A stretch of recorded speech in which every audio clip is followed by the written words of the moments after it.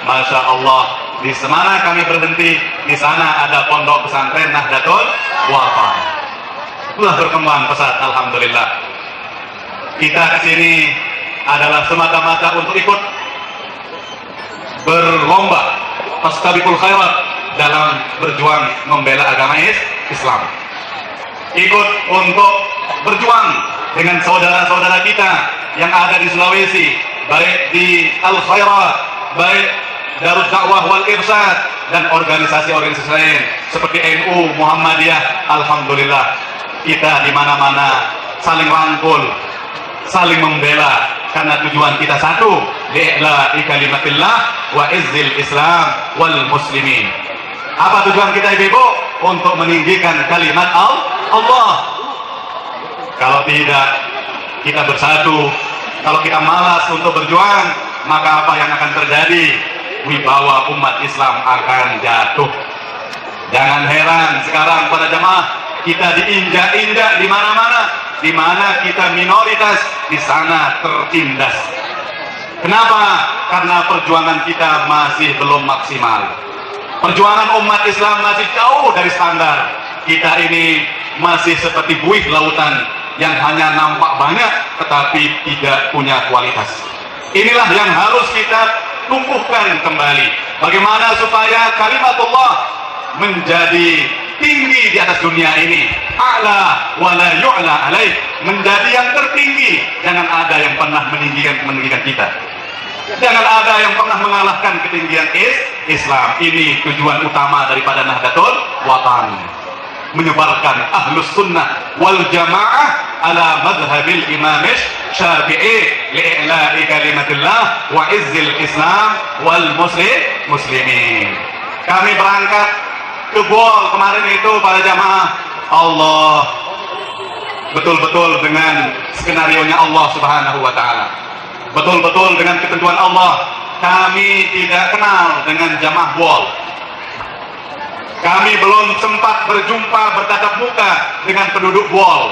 Tapi alhamdulillah 2 tahun yang silam Ummuna pernah berangan-angan untuk mendirikan pondok pesantren di tempat itu, untuk membentuk kepengurusan Nahdlatul Wathon di tempat itu. Alhamdulillah, baru beliau punya niat, ternyata Maulana saya sudah berangkat ke tempat itu. 2 tahun yang silam ada penduduk Bol yang bermimpi berjabat dengan Bapak Maulana Syekh, disalamin oleh Syekh Zainuddin. Allah. Sehingga 2 tahun yang silam Ummuna memerintahkan kepada pengurus daerah Parigi Mautong, namanya Ustadz Abror Kiha. Ustadz Abror, kamu berangkat ke Bol, coba kamu cari teman-teman kita di sana, upayakan supaya kita punya pengurus daerah di Bol.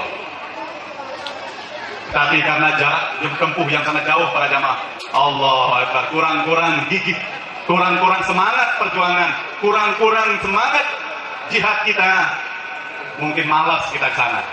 Dari Sausu tempat Ustadz Abror ke Bol itu perjalanan 2 hari 2 malam. Sehingga perintah Umi itu kayak diundur-undur sama beliau, diulur-ulur. Sampai kemarin pas Ummuna haji ke Mekah Al-Mukarramah, datang Bapak Maulana Syekh kepada Ustadz Abror. Apa kata Bapak Maulana Syekh? Abror, kamu kan sudah diperintah sama uminya untuk berangkat ke Bol. Cepat kamu berangkat. Nanti kalau umimu pulang dari tanah suci Mekah, kamu belum berangkat, kamu pasti dimarah. Padahal Bapak Maulana Syekh sudah meninggal, Ibu. Tahun berapa meninggal Syekh Zainuddin? Bapak-bapak, tahun berapa meninggal Syekh Zainuddin? Tahun 97. 21 tahun yang silam. Allahu Akbar. Datang dia ke Ustadz Abror, cepat Ustadz Abror, berangkat kamu. Tidak menunggu 2-3 hari lagi, besok paginya dia berangkat sampai ke Bol. Ternyata sudah dipersiapkan di sana oleh guru besar kita Al-Maghfurlah, Bapak Maulana Syekh. Istri kadesnya, istri kepala desanya 2 hari sebelumnya bermimpi. Apa mimpinya? Dia melihat orang sedang rame-rame mempersiapkan sambutan tamu besar. Pada mimpinya, dia melihat masyarakat sedang membuat ketupat, menyiapkan janur kuning, ya, untuk menyambut. Istri kades ini bertanya, ini ada apa? Oh, kita akan kedatangan tamu besar dari arah sana, katanya. Dia tunjukkan ke arah Lombok. Tapi pada saat itu dia belum ngeh apakah itu Lombok atau tidak. Yang penting dia sebut sana. Dia cerita sama suaminya apa isi mimpi saya ini. Lain-lain yang ditafsirkan, dia tidak mengerti. Apa ya, mungkin kita akan kedatangan tamu dari mana ini. Tidak lama setelah itu datang utusan kepada istri Pak Kades bahwa Umi akan datang dari Lombok ke tempat kita. Umi akan datang ke Buol. Itu pemberitahuan Allah, ini isi mimpi saya, katanya. Ternyata tidak meleset. 2 hari setelah itu datanglah Ummuna dengan rombongan. Maka pas kami di sana para jamaah, alhamdulillah kami malam-malam disuguhkan dengan ketupat. Namun cara Lombok, di bahasa Lombok nih, untuk mangan si topat dulu cukup nih. Kalau orang Lombok, Pak Kandepak, walaupun ketupat 1 bakul, tapi belum makan nasi, tidak cukup ya. Mesti makan lagi. Malam-malam kita disuguhkan ketupat. Apa kata ibu itu? Ini isi mimpi saya, Umi. Saya suguhkan ketupat karena begitulah saya lihat dalam mimpi saya. Alhamdulillah, alhamdulillah. Luar biasa. Ini sengaja saya ceritakan supaya menambah keyakinan kita bahwa Islam ini memang agama yang luar biasa. Nahdlatul Wathon ini adalah salah satu organisasi yang bergerak untuk memperjuangkan agama. Pulang kami dari Buol ke Sausu, pas pulang ke Makassar. Sebelum kami ke sini, karena waktunya masih lama, kami selesai di Sausu itu tanggal 20, sedangkan acara di sini mulai tanggal 25, kami ke Makassar dulu jalan-jalan. Alhamdulillah, ziarah ke makam beberapa wali-wali yang di sana. Sultan Hasanuddin, kami ziarah kepada siapa lagi, Pangeran Diponegoro dan beberapa lagi. Di sana kami sudah disambut juga oleh saudara kita asli Makassar. Itu juga alhamdulillah sekarang ikut menjadi pengurus organisasi Nahdlatul Wathon dengan jalan yang kami tidak sangka-sangka. Luar biasa. Namanya Hajjah Hadrah, suaminya namanya Haji Muslimin. Itu kami berjumpa, betul-betul diperjumpakan oleh Allah. 6 bulan yang silam saya ngirim Ummuna ke Sulawesi juga, tapi tidak sempat ke tempat ini. Waktu itu kami ke Morowali. Pulang dari Morowali kembali ke Sausu, saya sakit. Minta izin sama Umi, mohon izin Umi, saya mau pulang duluan. Sakit saya tahu perjalanan masih jauh, ada mungkin saya ikut. Diizinkan oleh Umi, sampai di airport Makassar, jumpa dengan salah seorang ibu yang bersama anaknya. Saya nggak pernah kenal sebelumnya. Dia tiba-tiba bertanya, Ustadz mau kemana? Oh, saya mau ke Lombok. Ibu mau kemana? Saya juga mau ke Lombok, katanya. Ngapain ke Lombok, Ibu? Saya mau antar anak saya sekolah. Oh, udah ada tempatnya di Lombok? Sudah keluar tempatnya? Belum. Makanya saya mau nanya sama Ustadz. Oh ya, tenang Ibu, nanti sama saya saja. Saya yang antarkan nanti untuk sekolah di Lombok. Saya bawa ke rumah. Singkat cerita, di rumah ada saya pampang foto Bapak Maulana Syekh besar.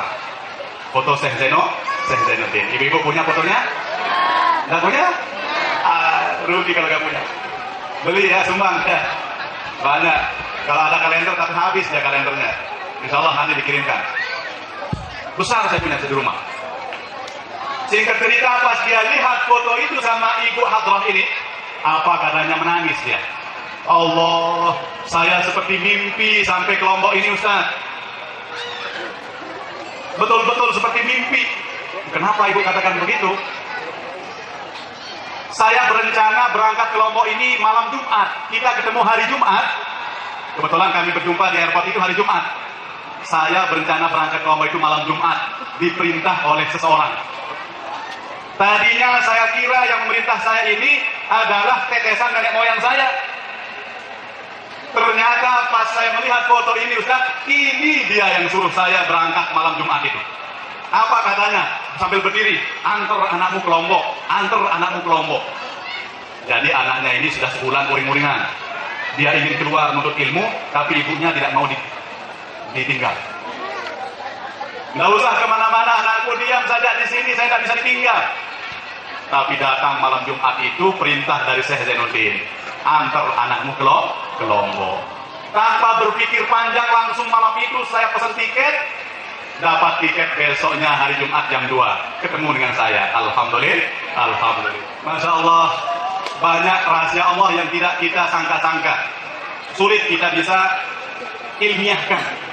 Gimana bisa ini orang meninggal sudah 21 tahun yang silam datang memerintahkan jamaah kita dari Makassar untuk sekolah ke Lombok. Masya Allah. Maka kemarin alhamdulillah mereka lah yang menyambut kita di Makassar. Pas kami datang, suaminya bilang, Allah, saya merasa bukan bapak-bapak saja yang datang ke rumah saya ini. Ada tamu lain juga. Bapak merasakan apa? Ada yang lain juga datang bersama bapak-bapak dan ibu sini. Allah. Kami baca hizib malam Jumat kemarin di rumahnya, ya. Ibu itu bergelinan air mata. Apa katanya? Ustaz, saya melihat tadi Syekh Zainuddin hadir. Pas pembacaan hizib tadi Syekh Zainuddin hadir, Ustaz. Dan bukan sendiri, dia banyak di sini. Ruangan ini seperti luas, seperti tidak punya batas. Saya melihat putih-putih banyak yang mengiring beliau. Allahu Akbar. Maka hari ini juga saya yakin para jamaah, entah di mana beliau sekarang ini, yang jelas beliau mesti melihat kita semua. Beliau melihat murid-muridnya, beliau melihat pondok-pondok pesantrennya. Beliau akan selalu bersama kita. Jangankan pondok pesantren yang sudah besar begini, ada warga Nahdlatul Watan yang tinggal di tempat terpencil, di tengah kebun yang menyendiri, tidak berada di kawasan pedesaan. Ini di Sulawesi juga kejadian. Suaminya berangkat ke desa, ditinggal istrinya sendirian di tengah kebun. Sampai tengah malam tak pulang-pulang, suaminya gemetar ini sang istri. Dia sedang hamil besar. Tidak ada yang bersama dia, rumah sendiri-sendirinya di tengah kebun. Takut dia gemetar. Tiba-tiba dia melihat foto Syekh Zainuddin di temboknya berbicara. Apa katanya? Dengan bahasa pancornya. Dendek me takut dayi. Selama katu arak te. Denarak dengan bau kembek-kembek. Tahu ketawa artinya? Paham? Jangan bahasa Inggris bisa, bahasa Sasak nggak bisa. Kalau bahasa Eli, bahasa apa di sini? Bugis. Kalau bahasa Kolakinya itu begini. Ya. Jangan takut. Jangan takut anakku. Selama ada saya di sisimu, nggak ada yang bisa ngapa-ngapain kamu. Itu kira-kira maknanya. Allah, foto bisa ngomong. Allah, kalau kita cerita sama orang-orang di kuliahan ini, ini nggak rasional. Nggak masuk akal ini, nggak ilmiah ini penyampaiannya Pak Ustadz ini. Memang akan bisa diilmiahkan, sulit. Sulit.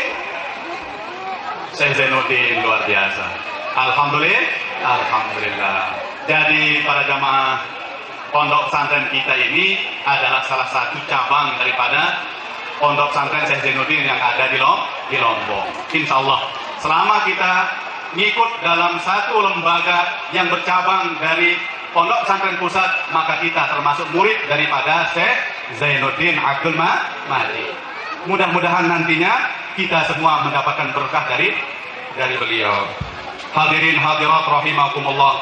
Syekh Zainuddin ini alhamdulillah tahadus binikmatillah, bukan semata-mata untuk membangga-banggakan guru, tetapi memang tahadus binikmatillah. Beliau alhamdulillah di masanya diangkat menjadi qutbul aqtab. Jadi rajanya para wali pada masanya. Alhamdulillah. Kalau di Jawa ada Kiai Hasyim Asy'ari, kalau di Sulawesi ada namanya Dato Ambo Dalek, Syekh Abdurrahman Ambo Dalek. Kalau di Palu ada namanya Sis Ali Al-Jufri. Kalau di Lombok ada namanya Syekh Syekh Zainuddin. Ternyata mereka ini ulama yang seperguruan, sama-sama keluaran dari madrasah As-Saulatiyah yang tadi disebut oleh anak-anak kita dalam puisinya, sejarah Saulatiyah. Alhamdulillah. Beliau itu para jamaah khutbul aqtab. Maka di saat beliau sudah meninggal pun tidak menutup kemungkinan beliau akan hadir di mana-mana. Ada orang yang pernah membantah cerita saya. Dia menganggap cerita saya ini tidak logika. Karena Maulana saya ditemukan di sana sini. Itu tidak mungkin. Mustahil katanya. Saya bilang, di mana ada orang Hizib mesti beliau hadir. Tidak mungkin. Orang Hizib itu ratusan tempat, ribuan tempat. Di mana Maulana saya bisa datang ke 1000 tempat itu dalam waktu yang sama? Tidak mungkin katanya. Dia meragukan kekuasaan Allah. Kita lihat begini saja ibu, bapak-bapak. Sekarang kan sudah canggih. Punya HP? HP saya ini HP bata ini. Ini kalau lempar anjing mati ya. HP ini berapa orang yang punya HP di dunia? Jutaan, bahkan mungkin miliaran. Setiap manusia punya HP, hampir ya. Di sini ada berapa ribu yang bagaimana sinyal bisa masuk ke HP masing-masing orang? Ayo. Berapa banyaknya sinyal ibu? 5? Cuma 6? Kok bisa masuk dia ke HP semua orang? Ini saja kita yang hadir ini mungkin ratusan HP. Kita nelpon siapa saja, nelpon ratusan, yang nelpon, kok bisa masuk sinyal? Di mana sih sebenarnya? Sinyal itu, di mana dia? Di mana sinyal? Kita masuk ke kamar, nyambung dia. Saya taruh HP saya di bawah bantal, nyambung dia. Gimana sinyal itu bisa masuk? Itu baru keahlian manusia dalam membuat sinyal. Bagaimana dengan kekuasaan Allah? Rasulullah setiap orang berbaca selawat, maka orang akan setiap orang baca selawat, Rasulullah akan menjawab selawatnya. Setiap orang mengucapkan salam kepada Rasulullah, di mana saja dia, Rasulullah akan datang hanya untuk menjawab salamnya. Itu kalau secara logika tidak bisa. Tetapi dengan canggihnya teknologi sekarang ini, apa bedanya nur Rasulullah dengan pulsa? Apa bedanya nur Rasulullah dengan sinyal? Kalau sinyal bisa masuk kemana-mana, apalagi baginda Rasulullah Sallallahu Alaihi Wasallam, karena beliau adalah nurun fauqa nur, dan para wali adalah warasatul anbiya. Tidak mustahil. Maka para jamaah kemarin kami dengan Ummuna pergi ke Mekah Al-Mukarramah. Di sana ada namanya Syekh Malayang. Apa dia bilang? Kalau kamu ziarah ke Baqi, jangan lupa ucapkan salam kepada Syekh Zainuddin, katanya. Karena Syekh Zainuddin juga ada di makam Baqi, katanya. Itu jawaban daripada doa beliau yang ada di Hizib Nahdlatul Wathon. Apa katanya? Ayo, siapa yang tahu? Apa katanya dalam Hizib? Warizqan madafna bi Baqi'i Allah. Ya Allah, berikan kami rezeki. Dan ya Allah, kami mohon supaya kami dimakamkan di makam Baqi. Beliau meninggal di Lombok, tapi Syekh Malayang bilang beliau ada juga di makam Baqi, kata beliau. Tidak menutup kemungkinan beliau juga ada di Lombok. Jadi tidak ada alasan kita untuk tidak ziarah ke Lombok, tetapi di saat di Baqi juga beliau ada. Bagaimana bisa di dua tempat? Itu kekuasaan Allah, tidak ada batasnya kalau seorang waliun min auliya'illah. Baru-baru ini para jamaah ada dari Bugis? Ada jamaah dari Bugis? Ada? Kemarin ada orang Surabaya bercerita ke Lombok. Kami bertiga murid Syekh Zainuddin yang diajar secara aneh. Ada teman saya dari Bugis satu katanya, yang dari Bugis bisa jalan di laut katanya. Hebat ini Bugis, luar biasa. Ada lagi dari Spanyol, tanya satu. Saya bingung, dari Spanyol gimana? Maulana saya bisa bahasa Spanyol. Muridnya dari Spanyol satu. Dan dia sendiri dari Surabaya. Namanya, lupa saya namanya, Darmaji. Namanya Darmaji itu para jamaah diajar sama Maulana Syekh, dia masuk Islam, ya. Dia masuk Islam gara-gara istrinya sakit parah, sudah tidak bisa diobati oleh dokter. Keliling dia ke dokter-dokter, tidak ada yang bisa obati. Sampai pada saatnya datang Syekh Zainuddin. Apa kata Syekh Zainuddin? sholat. Alhamdulillah istrinya sembuh, diobati oleh Syekh Zainuddin, dan dia disuruh sholat. Dia bingung, gimana ini, saya harus tetap sholat ini. Ternyata orang ini hebat. Dia kira waktu itu Syekh Zainuddin itu jin. Dikasih fotonya Syekh Zainuddin, ini foto saya bukan jin, saya manusia, cari saya di Lombok. Berangkat dia ke Lombok, alhamdulillah. Di sana diajarkan hanya tentang wudhu oleh Syekh Zainuddin. Hanya diajar wudhu, dia luar biasa sekarang. Bisa mengobati orang. Allahu Akbar. Itu para jamaah, kalau kita betul-betul ikhlas menjalankan ibadah ini dengan baik, Allah. Ya, banyak tentang sejarah Bapak Maulana Syekh, luar biasa. Tapi kalau saya ceritakan semuanya, tentu waktu yang tidak akan pernah cukup. Ya, tinggal satu saja. Ini pengalaman saya sama Ummuna, Masya Allah. Ya, banyak kadang-kadang orang yang takut mengundang Umi, takut dengan biaya, takut dimarah, ya, ngomong begitu. Tapi Masya Allah para jamaah, banyak yang sudah mengalaminya. Termasuk Ustadz kita, Ustadz Tuan Guru Jumhuri Karim. Beliau sudah sangat yakin karena beliau mengalami langsung. Beliau pernah punya uang 2 juta, tapi cukup untuk membayarkan Umi pakaian di mall sampai 6 juta. Hanya uangnya 2 juta. Tidak berani dia keluarkan, dihitung di dalam kantongnya. 2 juta dibayar. Kan secara logika, uang 2 juta dikurangi 6 juta, berapa minnya? Min 4 juta, tapi ini tidak. 2 juta dikurangi 6 juta sama dengan 2 juta. Masuk akal nggak? Masuk akal? Nggak masuk akal bagi kita yang pernah mengalami. 2 juta uangnya, bayar di mall 6 juta, tersisa 2 juta. Aneh bin ajaib. Ada lagi nih. Allahu Akbar. Ini di zaman Maulana Syekh. Maulana Syekh tidak pernah menggaji guru 7 bulan. Ibu-ibu, tidak pernah digaji 7 bulan. Kira-kira Ustaz, tidak digaji 7 bulan tahan nggak? Bahaya. Suami bisa tahan, tapi istri mana tahan? Nggak makan 7 bulan. Allahu Akbar. Ini 7 bulan tidak pernah digaji sama Bapak Maulana Syekh. Apa yang terjadi pada jamaah? Ada seorang guru terpaksa, sebenarnya malu dia untuk menyampaikan pada Syekh Zainuddin. Terpaksa dia, apa dia bilang? Syekh Maulana Syekh, sudah 7 bulan guru-guru tidak pernah digaji. Terkejut beliau. Panggil semua, panggil. Dipanggil semua guru se-yayasan pondok pesantren di Pancor itu, jumlahnya ratusan. Ditanya satu persatu, ayo, mana kepala sekolahnya duluan? Maju kepala sekolah satu persatu. Kamu berapa bulan pernah saya gaji? 7 bulan, Maulana Syekh. Berapa gajimu sebulan? Segini. Oh ya, hanya diambil dari kantong beliau, bukan diambil dari tas. Coba hitung, pas, tidak ada kurang-kurangnya. Sesuai dengan yang disebut, itu yang keluar uangnya. Padahal saya tidak pernah hitung. Datang lagi kepala sekolah yang lain, saya, berapa kamu? Begini. Sudah, dihitung pas. Sampai ratusan guru diambil hanya di kantongnya. Jangan coba ya. Jangan dicoba ibu pulang-pulang. Bismillahirrahmanirrahim, mudah-mudahan diuang. Amin. Itu berlaku bagi orang-orang yang betul-betul ikhlas.